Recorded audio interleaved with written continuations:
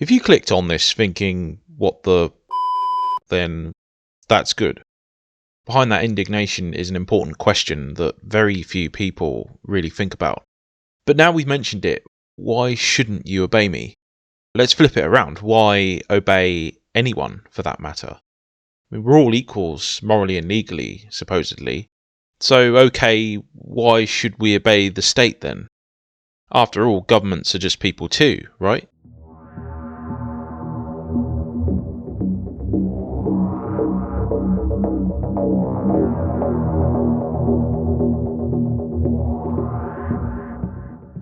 Hello and welcome to my channel. I am Adam Clarke. I am a philosophy graduate of the University of Reading and now an independent thinker and content creator. And today I'm going to dig deeper into this question. Why obey the state? Connected with this basic question are some others. So what is the state? What is government? And are we equal if we do have to obey someone else? Before we get into definitions though, it really helps to examine this in simple terms. If you felt annoyed clicking on this because I use the imperative obey me, and you're still here, we could ask, why not? A decent answer might be because we're both just people and both morally and legally equal. Why am I allowed to command you? Why can't you command me? Applied to the state, which is embodied by governments themselves made up of just people, what makes them special as opposed to me or you? We'll come back to this one though.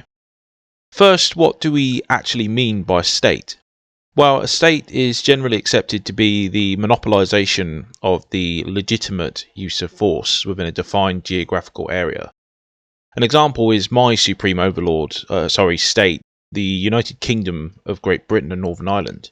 This is the legal description of the political construct which applies to the island of Great Britain, a part of Ireland and many other areas. I live in Hampshire and UK law holds there. So Hampshire folk pay the UK state taxes, obey its servants, the police officials and such. The UK is the only state here, as if other states or entities existed with the right to use force, it could get a little bit messy, so at least in theory anyway. The UK then is a monopoly of law and ultimately a monopoly of force. If I bang on your door and demand 30% of your income and I use force to take it, then I'm a criminal.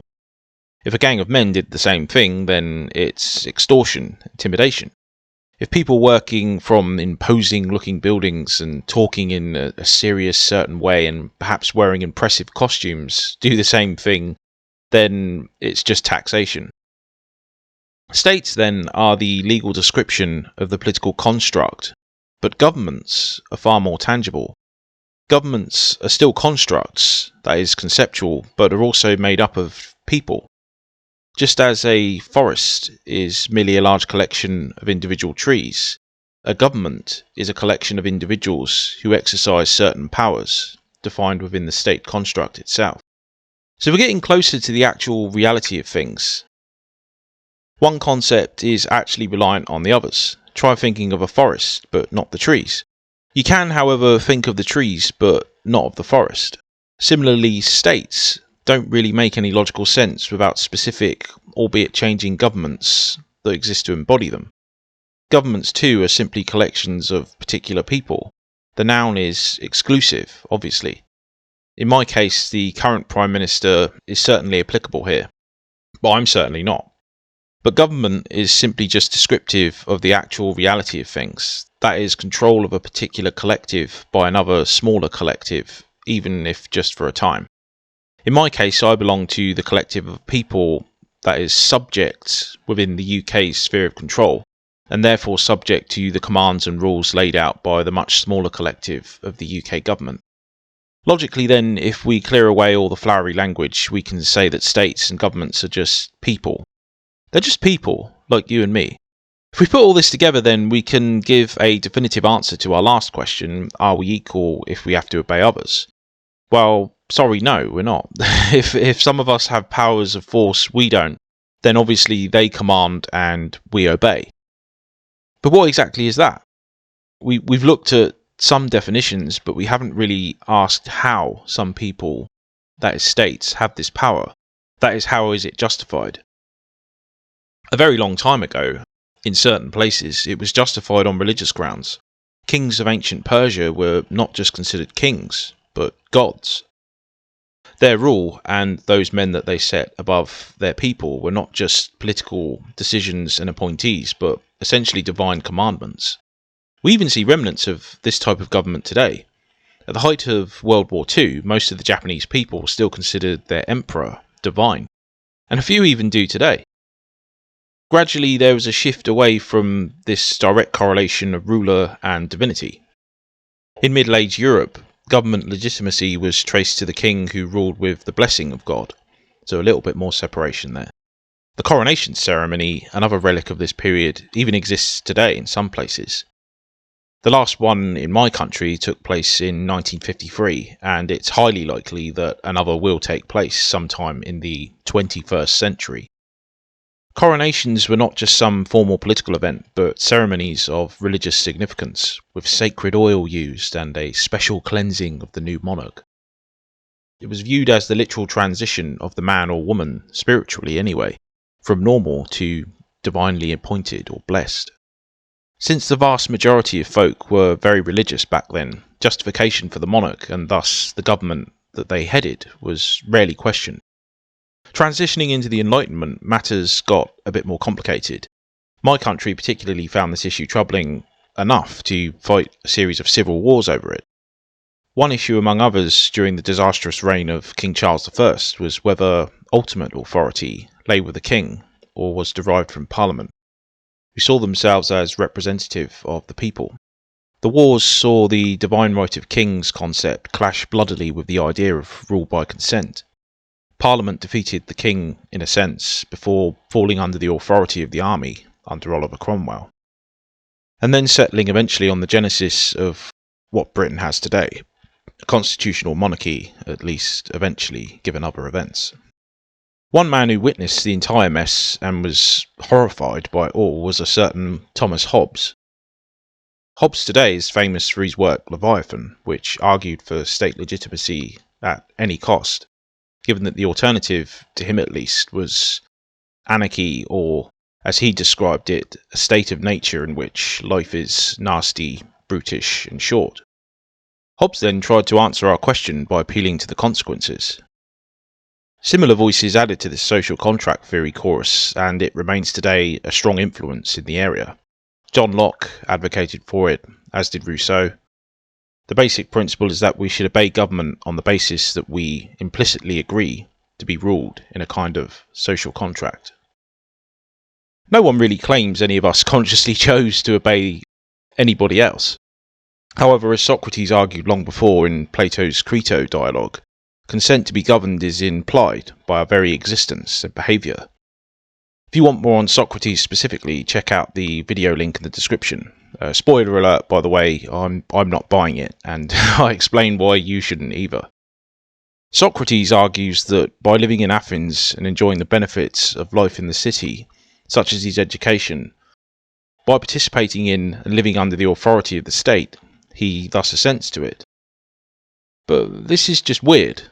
To use an example of prison, one would hardly say I assent to my lot as a prisoner by sleeping on the bed provided, or wrapping myself in the blankets given me because it's cold, or eating the gruel provided as to not starve, and to use the prison toilet and plumbing to avoid using the cell floor. Hold your horses, however, before you scream it's not the same. It's not as different as you think. State authority is not conditional, just as my stay in Shawshank isn't. I can no more check out of state control any more than I could ring the warden in my prison and request he book me a taxi out of there. Yes, you can emigrate, usually at great cost by the way, but this just raises other perfectly reasonable questions, like firstly, where, and secondly, why? You move, but you move presumably to another state area. Now you have a whole new set of laws and obligations. In keeping with our analogy, it's like the prisoner petitioning the warden to escape his particular cell, or even the prison itself, and the warden merely shifting him into another cell, or to another prison. There is no choice here. Doesn't assent require choice? I suppose in the prison analogy you could at least avoid the situation by not committing the crime. But it's here that the state is actually worse, and the analogy breaks down, but not in the way that most of you would hope. You were born into your situation under the state's rules. You were reared in its territory, perhaps educated in its schools. The consequences of the choice are experienced before the choice itself is presented. It's like indoctrinating someone in a cult, and then as they grow up into cognizance, you ask, do you believe in the principles of the cult? It's ridiculous. How can you choose something already enacted? It doesn't make any sense, does it? So I ask again, why obey the state? Why obey some people but not others? This goes beyond a simple question of consent. It may be an answer to suggest that every now and then consent is indeed given. I, for example, live in the UK, which is labelled a representative democracy. So let's humour this for a moment. Elections imply consent to be governed. But who set up this system? The answer is no one really set it up in the UK. It evolved over many centuries from rule by a monarch and their ministers to the rule by consent model and on through to the democratic system we have now. This only confuses matters though. Even if we accept that this is true, it is, why does the collective decisions of certain persons in my country's past hold when others just don't? Here's an example. King Henry VIII is perhaps the most famous king of England, and he is well known not just for having 6 wives, but for divorcing the English church from papal control on the basis of marrying one of them. He made himself head of the Church of England. I could declare myself the head of the Church of England if I like. It wouldn't make it so though, would it? But unlike King Henry, there's no compelling reason for you to obey the random guy talking now, which gives us a clue as to the real root of state authority. If you lived in the 1530s or 40s in England, you would be seriously risking your life if you publicly rejected the king's claim to be supreme head of the Church of England, as Thomas More found out in 1535. More was not just anybody either, but had been the king's Lord Chancellor just 3 years before, effectively the king's chief minister, the head of the government. But nonetheless he lost his head after refusing to swear the oath required of all to acknowledge Henry as head of the church. Apologies for the brief digression into Tudor England, but it did have a purpose. This is just one instance among many in which the decision of an individual, yes, the king, changed the political and religious destiny of the country, the legacy of which is still with us today. But what was this decision based on?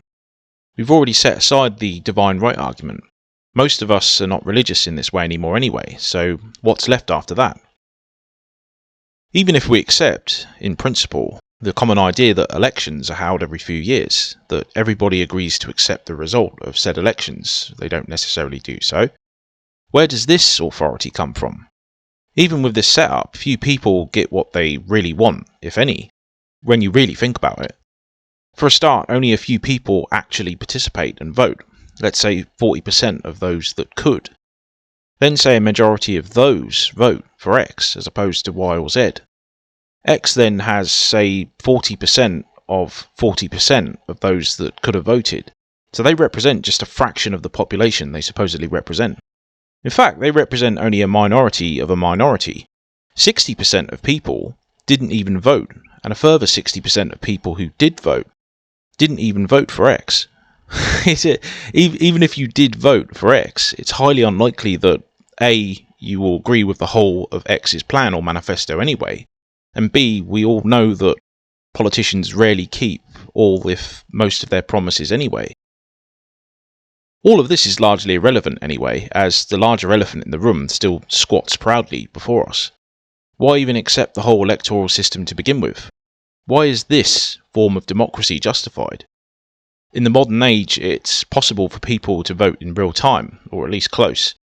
Why not have a direct democracy, or aspects of it, some hybrid? Why do we have political parties at all? Why have a monarch or a president? Where does all this minutiae come from? It just seems arbitrary. The broad answer can only logically be people. Certain individuals, at certain times, made certain decisions that form the political infrastructure we have now. Just copy and paste to your own homeland if you like. Works out the same.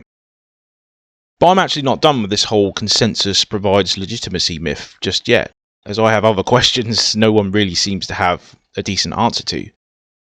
Why does majority consensus bestow legitimacy?